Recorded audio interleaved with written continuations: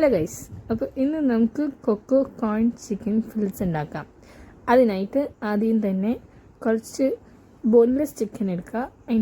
അതിലോട്ട് കുറച്ച് ginger garlic paste, soya sauce, ഉപ്പ്, മുളക് പൊടി, ഇച്ചിരി ഗരം മസാല, ഇച്ചിരി കുരുമുളക് പൊടിയും, എഗ് വൈറ്റ്സും, പിന്നെ ഒരു നാരങ്ങയുടെ നീരും കൂടെ പിഴിഞ്ഞിടുക.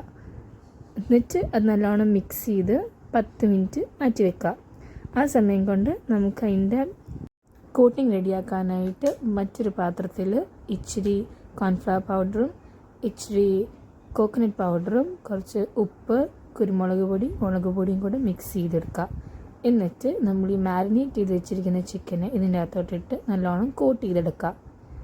എന്നിട്ട് ആ സമയം കൊണ്ട് നമ്മൾ വേറൊരു ഫ്രൈങ് പാൻ എടുത്ത് അതിൻ്റെ അകത്ത് എണ്ണ ഇട്ട് ആ എണ്ണ ചൂടാക്കിയിട്ട് ഈ ചിക്കൻ നമ്മൾ ഫ്രൈ ചെയ്തെടുക്കും.